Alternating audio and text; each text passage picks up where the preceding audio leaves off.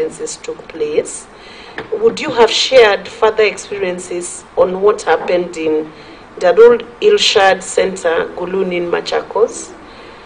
Because if you give that information to this committee, then we are in a better position to see signs of something like that going to happen or not going to happen, or maybe a small issue being blown out of proportion, or for whatever it is. The Markaz Aisha Hifthal Quran in Uguda, is it Ukunda or Uguda? It's Ukunda, and Markaz Zainabobo Kiteje in Kwale. If you shared the experiences there, we would be able to see what could have alarmed the security.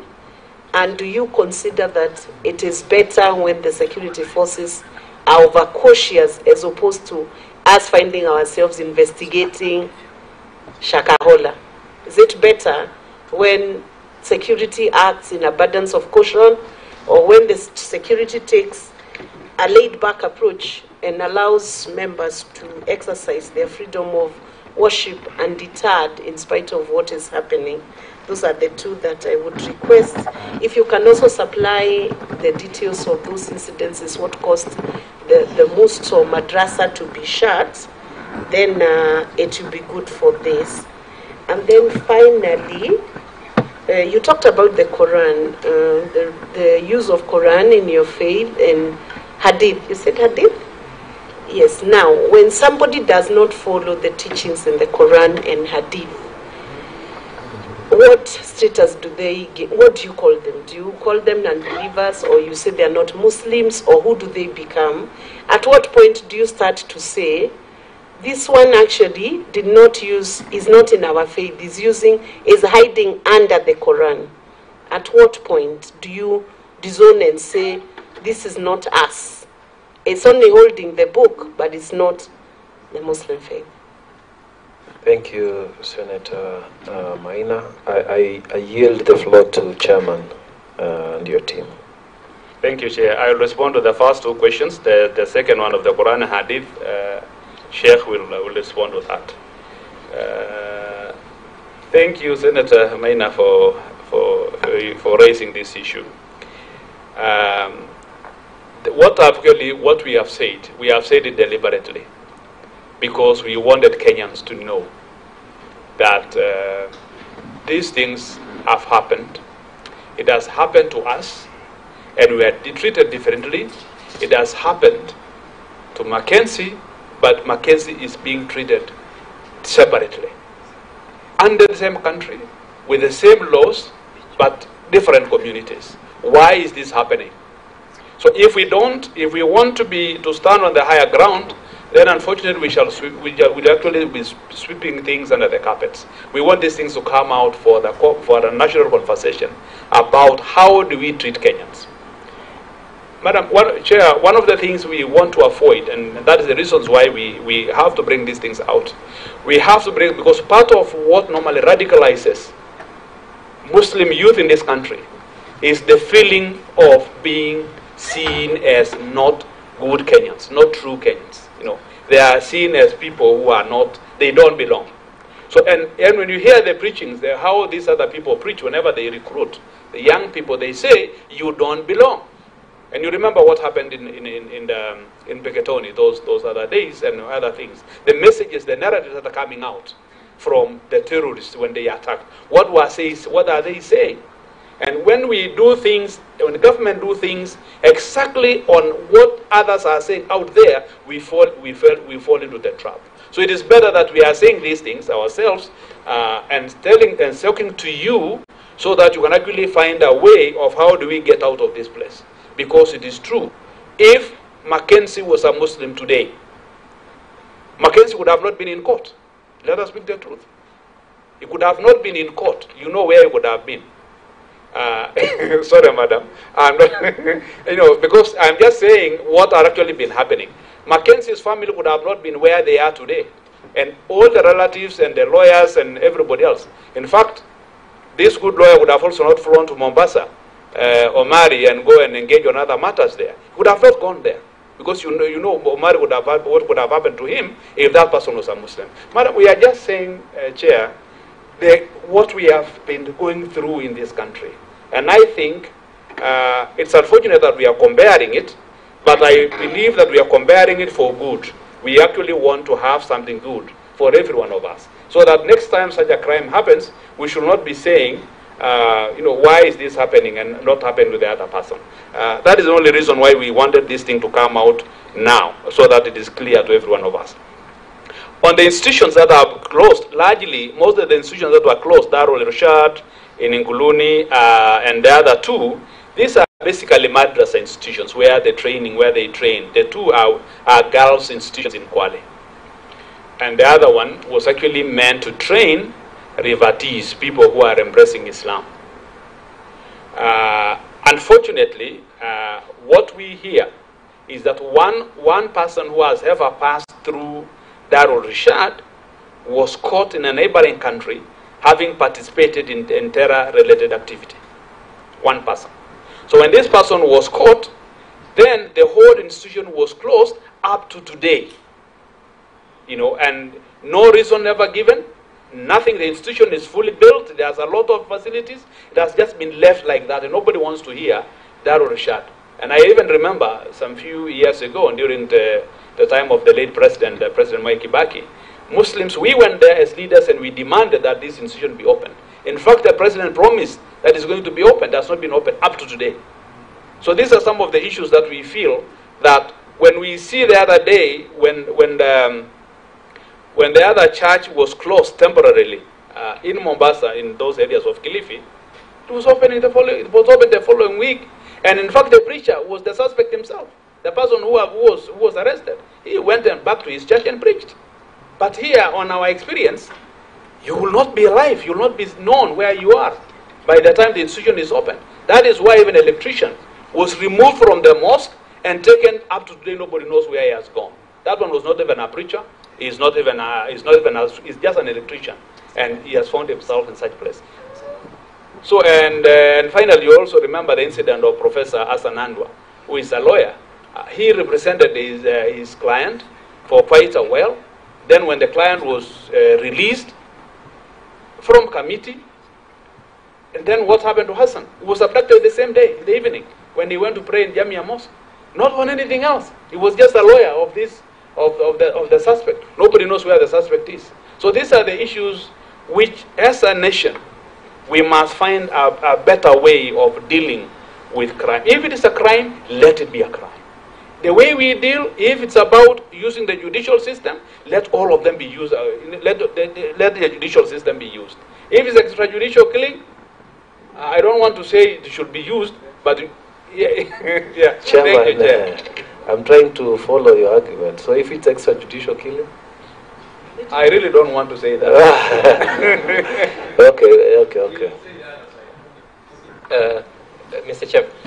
Okay. Anyway, these are just triggers of thought, so that we think deeper. Yes. It's not that we'll be happy when things happen on the other side. What I want to say about the Quran and the Hadith. Hadith are the sayings and practices of Prophet Muhammad, peace upon him. So what we're saying is, of course, there are people who will misinterpret religion for their own gains. A good example will be FGM. This is just an example that, of course, FGM is a cultural issue, and there are spectra of communities who practice FGM irrespective of the religion. But there are certain communities which use religion to try and prove that FGM is for example, is an Islamic right, or it's an Islamic practice. Okay, and there are Muslims everywhere. Muslims in Indonesia, Muslims in Saudi Arabia, the Gulf states, they don't practice. But you will get people, in fact, even in Tana River, they will try to wataka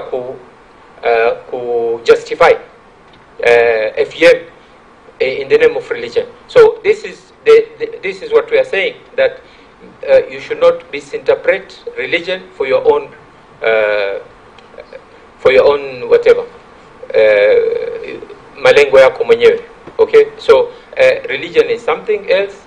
You have to prove according to Quran and the Hadith, and it should be not trying to push. Yeah. Thank you. Chair, there's something I wanted to get your thoughts on. You said that the reaction to radicalism when it was in the face of the Islamic faith, because of what happened in America and so on, it was very heavy reaction. That's what you said, and I appreciate, because we were there. We were there. We saw what happened to the state, as opposed to the reaction on Mackenzie and those associated. It was light. I think that's what you are saying. So what I'm trying to get from the senator is trying to inquire, would you prefer heavy-handed reactions, or reactions that, let me just say legalistic, in the sense that people are taken to court and they are processed and so on and so on? Or would you prefer, what is more effective? What would be more effective? Or what would be your recommendation? Should we recommend that when we are dealing with religious crimes, we shouldn't treat them as normal, and maybe these people should be denied bail, maybe these people should be placed in detention for maybe 300 days or 400 days? Or what would be, or should there be heavy reaction when we are dealing with what we think are religious crimes? Or should we just treat them like normal? What's your thinking around that? Let me begin by saying Kenya is actually a democracy. It's a constitutional democracy, and we gave ourselves how we want to be regulated in the form of laws and other things. Our major concerns as a community is that there should be equality in the eyes of the law.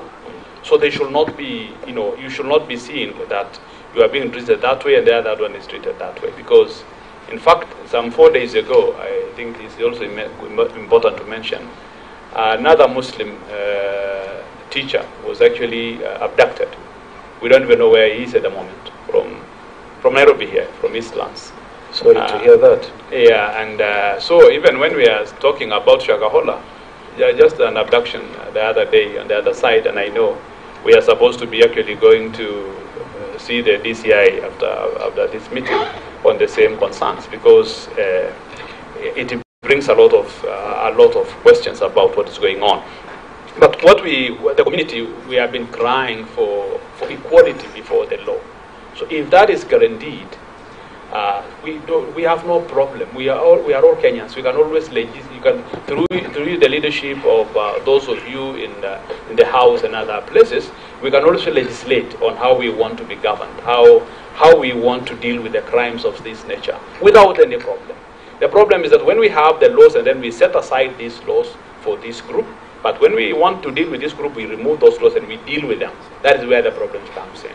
Because when I raise this concern is that, we have the law, we have the security laws. They are there. But why are these laws not being applied when we are dealing with Shakahola and these other people? Why is it that now we are dealing with a normal crime, so the other law is just there? But if a Muslim is arrested today, they'll apply the security law. That is where we need to be clear. Thank you, Chairman. Honorable Wakaoli, I yield the floor to you. Thank you, Chair. I want to thank the leadership of SUPKEM.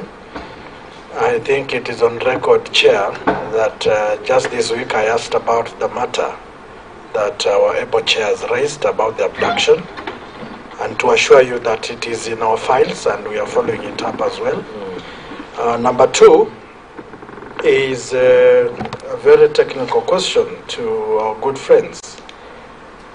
Should religious organizations be monitored?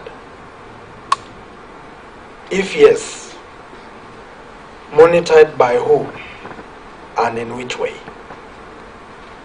Number two, in the same line, should sex doctrines be declared as part of registration documents so that it is easy for government and yourselves to keep a check or on radar what is happening in that particular line?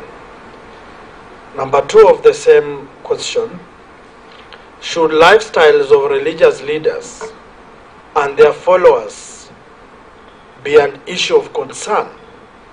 Because some of the religious leaders live in opulence, drive top-of-the-range vehicles, while their members barely survive.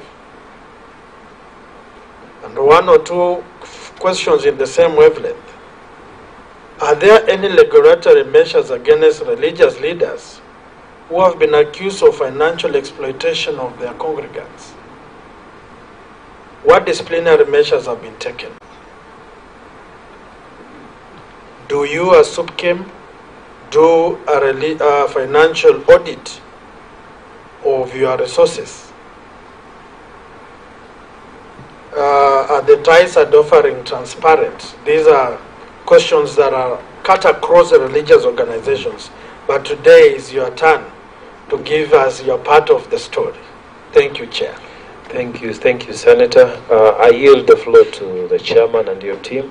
Yeah, thank you, Chair.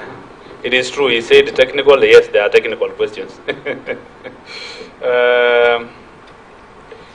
Monitoring of religious institutions or organizations in the country is actually something that always goes on, but not official. Because I'm very sure different organizations do a lot of surveillance on what happens within religious institutions. I hope we are not the only ones, but it do happens. It do happens to us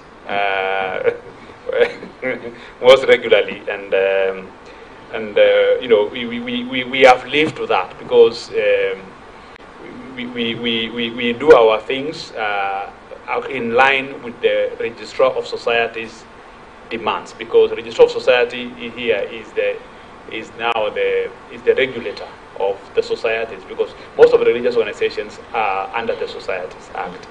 Although there are other avenues also where religious organizations have been registered as FBOs at the very community level, some are actually registered as trusts.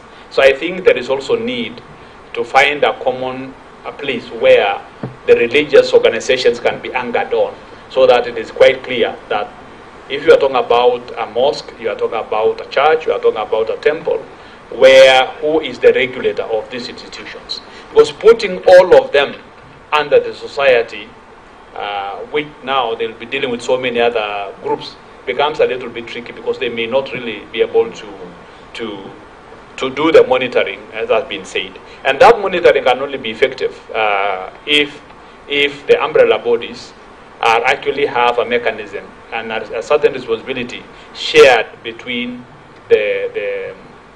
what can I call, this other entity with them, so that there is a common arrangement where the umbrella body can have a liaison with the entity that is in charge of the religious sector registration. That could help, because you'll be able to get help, especially when you talk about the doctrine and other things that follow. You'll be able to, the government can actually benefit from the existing structures that the faith community have. To me, that is what we need to look at. So do we need to remain the registrar of societies, or is there a need to have an entity within the register of societies that handles the religious sector? So to me, I would actually propose that there should be an entity within the register of society that only deals with the faiths, so that it becomes a little bit easy and understanding on how they can last. Otherwise, if the religious society is dealing with the football, is dealing with athletics, is dealing with wherever. So you'll find sometimes they are not even able to learn how are these entities run because they don't have that time. So I think that needs to be done.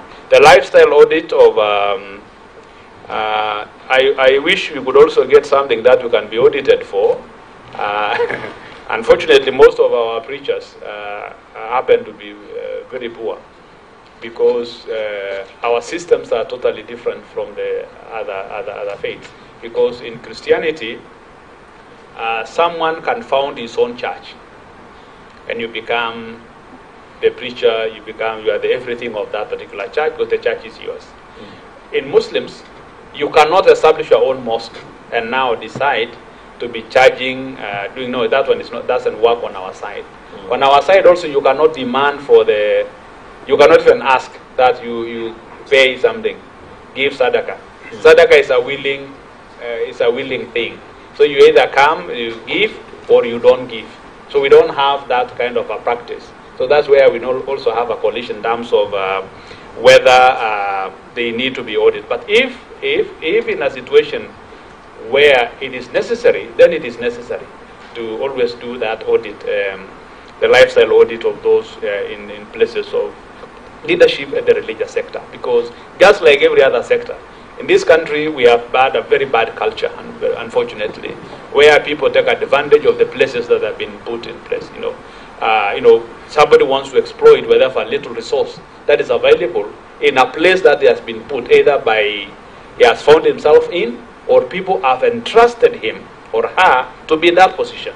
So they want to find out atakula nini katika ile nafasi ambaye amewekwa. So it's unfortunately it's a very sad issue.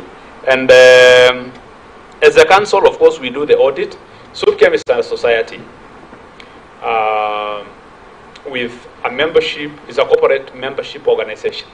Our members are mosques, madrasas, and currently community-based organizations that are 100% Muslim, Islamic, serving the Muslim communities. So most of us, we don't come from, we are actually not members by virtue of ourselves. We are members because we were seconded by other entities that are members of the council. Because of the demands of the registrar of society and how it is governed, of course we do regular audits of our accounts, and of course we are held to account by our membership through the annual general meeting. So when we have the annual general meetings, our statements of accounts are going to be read, and if there are questions, members will hold us to account. And you know normally what happens when you are elected, it means that the opposite will happen. You'll also be de-whipped, you can be rejected, you can be thrown out. So in a process like this one, there are a number of things that has to be done. So we do that, and all organizations that are registered by the Registered Society, majority of them do, all those which are functioning, they do the annual returns, and in the annual returns, they also do the AGMs, which they must present the audited accounts. But of course, we need to look at beyond the audit accounts, because there are other things that are never audited. You never know. I am not sure whether I've exhausted your question. Yeah. Yes, you can add something. Yes. Maybe Chair, Yes. because it's an opportunity, from the questions we are hearing, many people do not understand the Muslims and Islam. Unlike other faiths, you find majority, I think 95% of the imams in this country are not paid. Right? They give service to the community.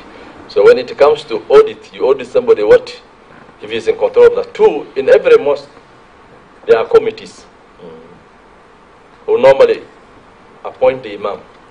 The other issue, the most important thing is, unlike other faiths, for example, Sheikh Abdul Qadir is a religious leader. Today he's in Nairobi, he can go to China, go to the member and start lecturing. The mosque does not belong to anybody. He goes to Mombasa, he goes to Lamu, he goes to Garissa. He's a religious leader recognized. So nobody can prevent him. Nobody can say, this is my mosque. Unlike other faiths where people have their own maybe church or institution. But ours, once you are religious leaders and you have the knowledge, today he flies to Mandera, Dhuhr prayer, he talks to the imam, he says, I want to give a speech. He's welcome by everybody. And the offering normally offered in mosque is when there is something. Maybe they want to build the mosque, repair the mosque, they will ask the congregants, can we contribute? We want to buy maybe the carpet. It is done there. But there is no other money that goes to, unlike, sometimes when people are saying that the mosque is used as a radicalization center. It's an open place. People who are coming to pray there are from different, they're security agents, they're businessmen, there's everybody. It's open when you go to the mosque. And that's why Jamia Mosque had to open to the non-Muslim. Come and see what is inside the mosque. We have nothing. It is a hall, even no sitting. It's the carpet. So I think that is what we need to understand. Thank you very much. Thank you. Senator, you had something to add? Oh, thank you. I think I like the levels of organization. Among the Kenyan religious organizations, we have seen vicious fights in terms of managing resources, doctrinal engagements, and at times political divisions. How have you been able to navigate and ensure that the society, the Muslim community, is on track against extremism and against other vices that are turbulent at the current times? Thank you. Chair? Yes. Yeah, we equally have also our share of challenges, despite the unity and the sense of organization. But what we do is our management system for a long time was actually traditional system, and I think that is why we have been able to walk this journey. One of the things that the biggest challenge we are facing, humanity is facing today, is the emergence of modernity, things that are being done in the name of modernity, which brings everybody else at the same par and raising questions and the kind of stuff. So I think what have saved us quite a lot is being some kind of traditional entity that have traditional systems that are actually working. And I think there is nothing bad being traditional. It helps in a way to contain and sometimes and to direct the community on how they need to coexist with other people. On matters of dealing with radicalization, I mentioned it before, that with the emergence of extremism and violent extremism and terrorism, a lot of investments has been made by Kenya and the friends of Kenya in this country. There have been lots of monies from Western countries, the US and the other countries that have been able to help in terms of giving us platforms in where we train our imams and train our madrasa teachers, discuss about the madrasa text, because actually the Duxi system of education, and I think we also even have a curriculum now, which was most recently passed by the Kenya Institute of Curriculum Development and adopted by the Ministry of Education. So there are a number of things that has happened thanks to the war on terrorism, because the resources were being able to be mobilized and help. We have done a lot of trainings. We have done a lot of trainings of young people, giving them opportunities just to learn how things work. And I remember some few years ago, we did some interesting workshops at the coast where we were working with the Ministry of Interior, especially registration of persons, because the biggest problem the Muslims were facing is issuance of identity cards, and that makes them to feel not part of the citizenry. So what we did that time, we noted that while there are some issues, some facts about that they have been denied, but there is also some levels of ignorance on how to process that document. Because people can make quick judgment and say, apa sita pata. So what we did that time, we just mobilized young people in every county and then invite the registrar of persons. So they come and educate them, take them through to understand how do you require to get an ID card, for example. So they have all the time to ask questions. So I need this, I need that. So, and in that process, it helps people to understand, oh, okay, I'm the one who was wrong. I wish I could have done this, I could have gotten my ID. So such kind of conversations makes people to open up their minds and also to have that feeling that it's not that I'm not actually being wanted, it is I did not do it right. And then people, some people have able to benefited and they have changed their perception. So those are some of the things that we are able to do outside there to try and see that we, let me say, we become Kenyans. Thank you, Chairman. I yield the floor to Vice Chair Shakira. Thank you, Chair. I first want to thank the SUPKEM for their very elaborated report and the way they have tackled all the questions. We really appreciate. Thank you so much. You have given us a wealth of experience and you have really opened us up. Chair, mine was, it's just one or two questions regarding the religious training. I know that we don't have curricula in schools of our religion, and maybe that has really prompted to our religious teachers not to be paid. Yeah. So what is it that, do you think there should be a training to standardize the religion, and who should develop the curricula which will harmonize and suit the diversity of all the religious groups? Yeah. And does Kenya need a legislation to regulate the obligate clerics? Because even if our sheikhs and imams, should they be trained to what level for them to qualify to be a sheikh or to be an imam? Or is it a calling? Like we had other group the other day, they told us it's a calling. Yeah. So do you really need any certain qualification for one to qualify to be a religious leader? And last is, if in your view, what is really the cause of religious extremist? What would somebody be prompted to be an extremist? I know you have come up with one reason saying that because of the discrimination of our religion, people would take advantage of that and say that, oh, you see the way you're discriminated by your country, by your government. But what are really the issues which would make somebody to become an extremist in religion? Thank you, Chair. Chairman, your team. Thank you, Vice Chair, for this opportunity to discuss this. The Honorable Vice Chair comes from a very traditional home of knowledge, of Islamic knowledge in this country. And she knows that the scholars who went through Lamu, Riyadh Mosque to be specific, throughout these days and in Central Africa, are people who are highly trained. But if you ask them today to give you a certificate, they don't have. But the level of knowledge, you can't even compare them with our current generation of papers. People who can actually give so many papers, but in terms they lack content, to justify. And to us as a community, we find a lot of challenges in actually deliberating on the qualification of a religious leader. Again, in this issue of leader, I think we also need to differentiate, because the way we are organized in a different way. We have Muslim scholars, or imams, or madrasa teachers. And we have those of us in leadership, but we are not imams, we are not madrasa teachers.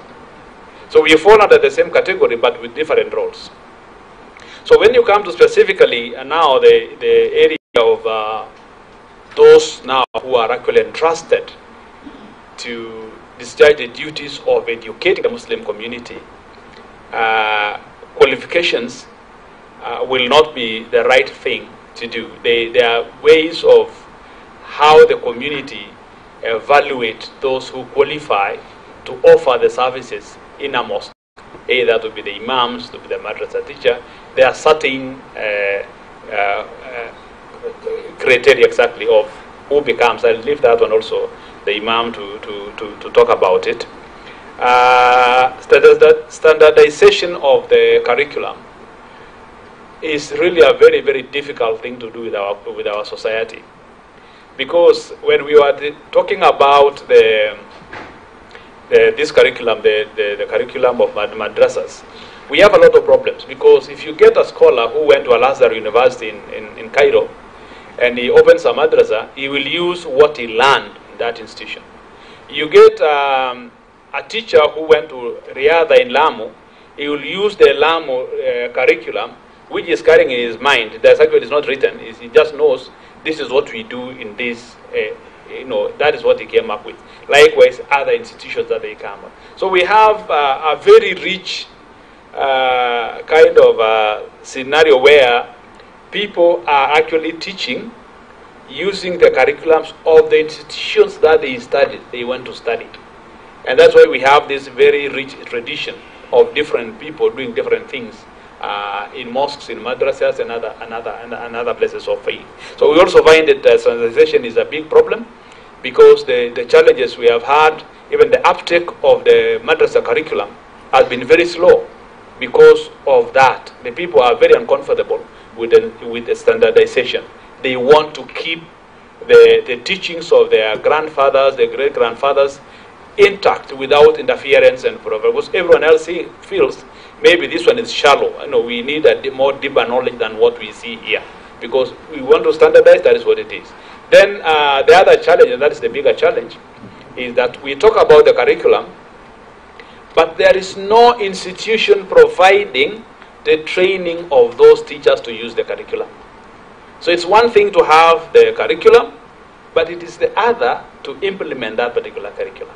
And that is where the problem is, because we made that curriculum with KICD may be there for ages, but it may never be used, because the teachers that are actually in place are the teachers that have gone through, majority of them have gone through our traditional system, and now they don't even understand how to organize, how to teach in an organized manner, in a curricular manner. So those are some of the issues that we have. And the issue of qualification, I again leave the Imam to talk about it briefly.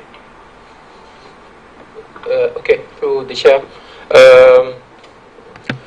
We have the traditional education system. A good example would be the academy in Riyadh, whereby so many old scholars, people who are in their 50s maybe or so, study there, and not only in Kenya, but all over, as far as Comoros and so on and so forth, Tanzania, even Congo and so on and so forth. People, they used to come to Riyadh, and others used to go to Zanzibar and so on and so forth. So that is the traditional system of education. Then you have the current system of education, whereby students went outside to study, whether in the Gulf state or even in the neighboring Sudan and so on and so forth. Then they came, and then there's these clashes of educational system. But of late, we have gone through the phases of unifying the curriculum, the madrasa curriculum. In fact,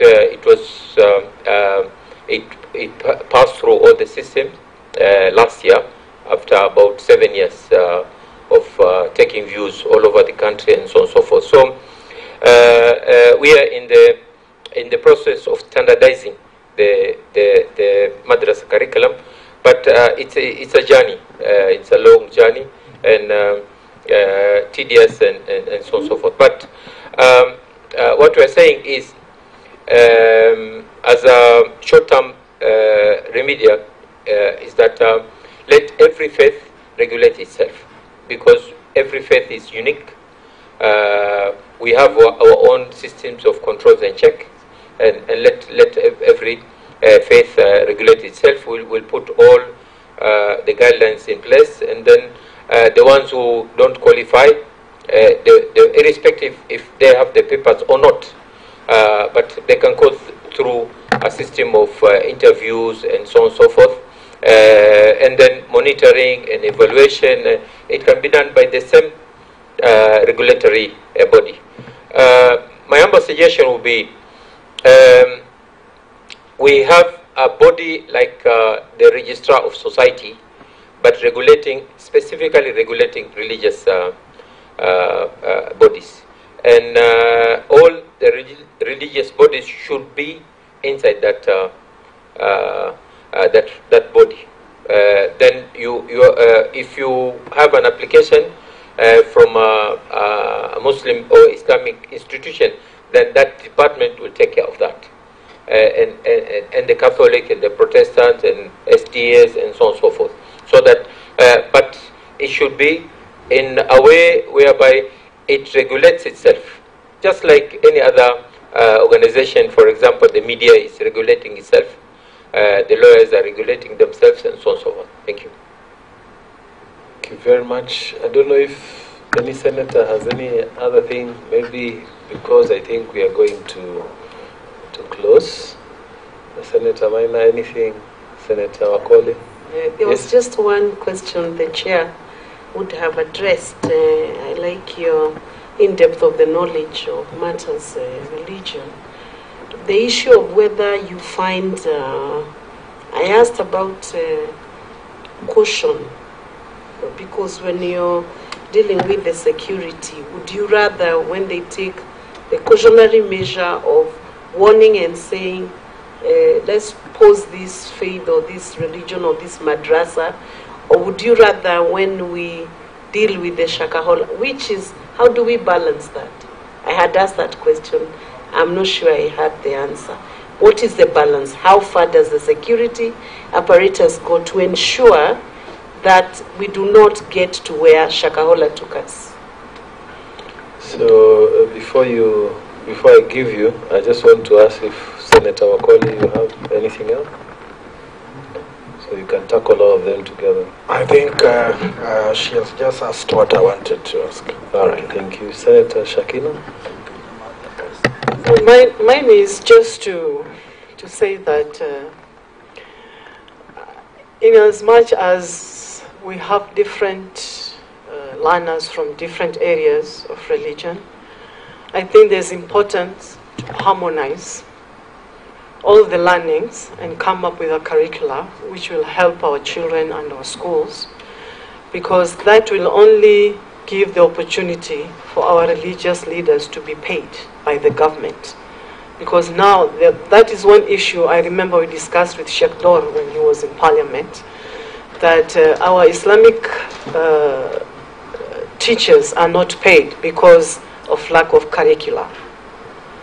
And if you can push for something like that, it will help for our Islamic teachers to be recognized by the government, because they will have a curricula whereby they will follow from nursery to primary to secondary to university, teaching our religion in that manner. Thank you. Chair. Thank you. Sorry Yes. to pick up from, of course, why I want to appreciate my desk mate, Ibra. 844, when we did exams, we had CRE stroke IRE. During my campaign, one of the leadership of the Muslims in Bungoma asked me to incorporate in my message rallying the Muslim families, parents, children to enroll into the formal education and therefore be able to partake of the national cake. I am a scholar of philosophy and religious education. I have taught religious education. In my course of that, we learned Muslim or Islamic, let me be particular. And therefore, there is room for the Muslims who have pursued education and religious education in that context to be employed formally by government. And if sent in public institutions where Muslims are there and the children want to pursue Islamic religion, then they can do it, but based on the Kenyan curriculum. Matters of faith, they can now pursue it outside school, because now you have the mosques and the leadership, sheikhs and that, so that all of us as a Kenyan population partake of a rightful share. Thank you, Chair. Maybe Chairman, I yield the floor. You make your comment on what the senators have said, and then that will be also, you can do closing remarks because we're going to finish now. Thank you, Chair. Thank you very much for this opportunity, and members. Let me respond to the question by Honorable Senator Maina on the cautionary measures. I think it's actually a very good way of addressing this problem if the state adheres to that. Because instead of firefighting, you better stop fire in the first place. So when you have identified that there is a possibility that something is not right in this place, there should be a measure. And sometimes government keeps a lot of information to itself, failing or not understanding how to pass this information to the communities that can actually resolve. I can share with you, Mheshimiwa, that even, you can even imagine, even in the city center here, where we have a mosque like Pomwani, up to today, the government has not been able to resolve even the matter of leadership in the mosque. It has become a vicious cycle that it will never end. You know, today this group is there, tomorrow another thing is there, tomorrow the fighting is going on.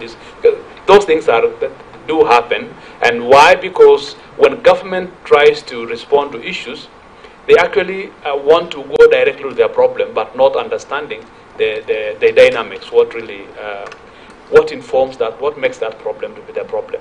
And I think it is important that the government recognizes the role that can be effectively played by the umbrella bodies. Because issues that are religious in nature, it is very, very difficult to understand unless you subscribe to that particular faith. So it is easier that the first step that is to be done is recognize those umbrella bodies. Then the government can give those umbrella bodies a responsibility of addressing some of those internal matters. Because most of the things that happen at the mosque and at the church level are largely internal, which makes it very difficult for government really to step in and correct the mess there. So maybe what I can only propose is we can only get into the cautionary measures by giving a responsibility to the umbrella bodies. It becomes easier that way, so that you can be able to raise an alarm and say, hey, we find certain things are not right there, please get back to us and let us know what's going on in that particular place. That can help. On the curriculum, it is a discussion that has been going on in the country for quite a while. It is important for this committee to appreciate the fact that we have a growing population of Muslims who are trained outside this country. We are Muslim, so many of them who have gone to Al-Azhar University, who have gone to Medina University, who have gone to Sudan University, University of Africa, and other countries, including Libya and Pakistan. It's a large number of them. But what happens when they come back? Their certificates are not recognized in this country. Somebody can come with a PhD, master's, whatever paper they have, but they cannot fit into the Kenyan system. And I think it is important that we move away from this tradition of making English and Kiswahili as a way of actually deciding who a scholar is. I should be a scholar whenever I speak my mother tongue. And if I qualify to be that scholar, I should be seen as one.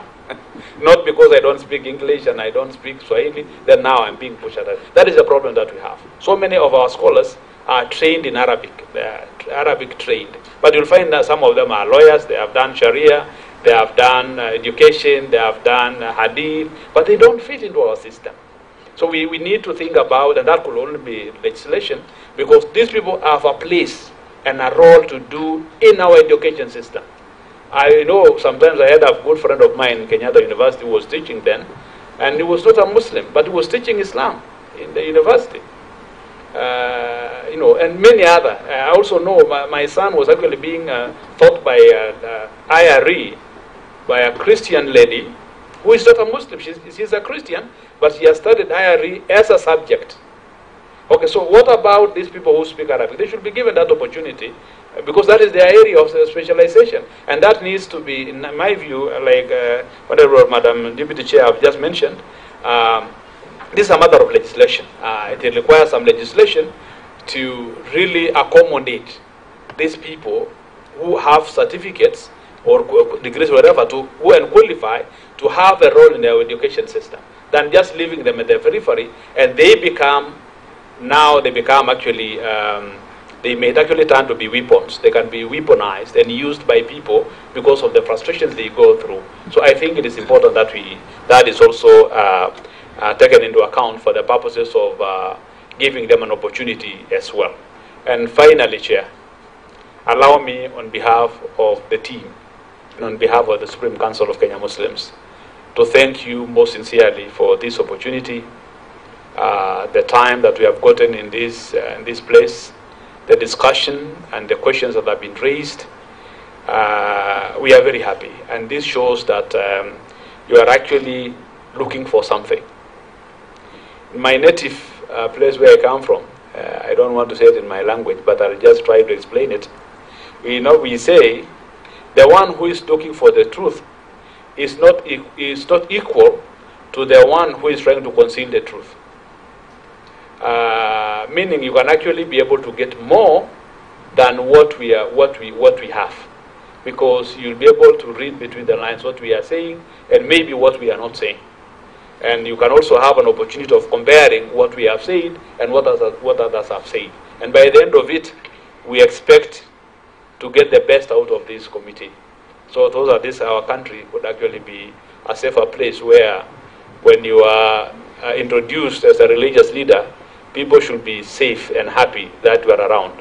We don't want that in future when a religious leader is introduced, people become a little bit uneasy and almost trying to find ways of how to escape from that particular venue, because the next thing that will happen, you'll be fasting to death. We don't want that to happen in our country as we watch. Thank you very much. Thank you, Chair. The Vice Chair wanted to say something, and then I'll close. Thank you, Chair. I have only one concern, whereby the way we are moving and the world, the way it's going, we need to do things right to prevent any circumstances in future. I would really urge you to take this seriously. It's just a food for thought. That, as you have said here, that the teachers who teaches religion, they come from different areas of their teachings, and they teach differently. It is important, like the way we do in school.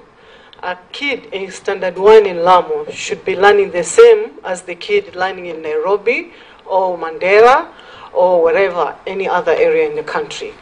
And same should apply to religion. We need to come up with something or a curricula which will unify the teaching of Islam or Christian or any other religion, so that we avoid the radicalization, the exploitation of religion by the people who would be teaching differently, so that it does not, to avoid such Shakaholas and anything of this kind in future and their budrogos. Yeah? So please, let's think about it, come up with a curricula which will unify the teaching of all the religions in the country. If you need to sit with other religions, come and standardize it, think about it, and make sure we come up with something which will give a better teaching to our children, to modify them to become good religious leaders in future. Thank you, Chair. Thank you, Vice Chair. Mr. Chairman, I want to tell you we are very grateful.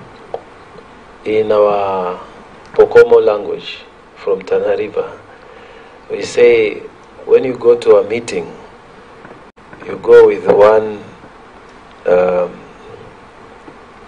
let me just say it this way, unaenda na akili moja, and then unatoka na akili mbili. So this has been a very good meeting because we have been enriched and we have seen your thinking and we appreciate your ideas. We are very grateful, Mr. Chairman, and our engagement does not end today. If you get new ideas that you think are good to share with us, please, you can always reach us through the clerk of the Senate. We will get that information. And we, on the other hand, if we need you, we will always get in touch with you, so that in the event that we require you for other issues or clarification, you will help us. We are determined that Shakahola does not happen again, and we want to do everything and anything possible to prevent this from happening again. And we are looking at all ideas within the mandate of this committee. We will then come up with a good report that we will table it before the Senate. The Senate will debate and then amend or approve or improve it, and then we'll then go to maybe the legislative framework. So we thank you, and may God bless you so much as you continue with your duties. We have a cup of tea. If you have time, I think it's not yet time to pray, so we can go and have a cup of tea. Thank you, and this meeting now stands adjourned.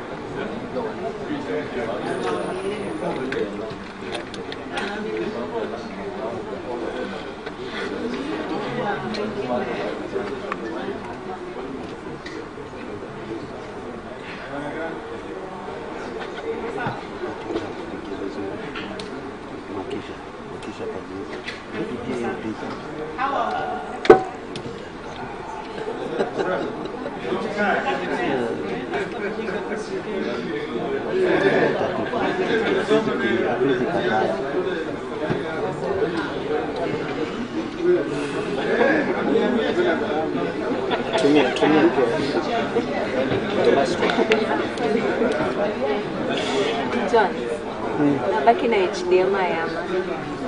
Haina mama, usiwe shaka. Tutapatana tu. Tutapatana tu.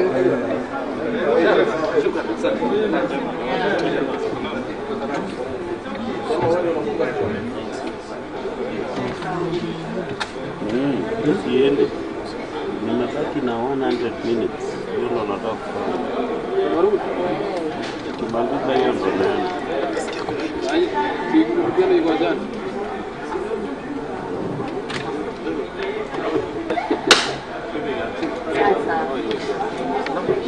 Nasikia tuko nyingine.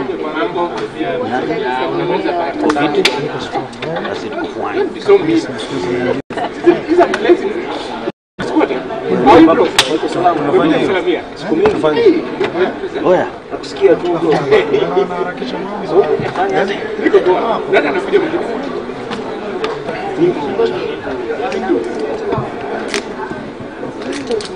Naondoka. Sahi.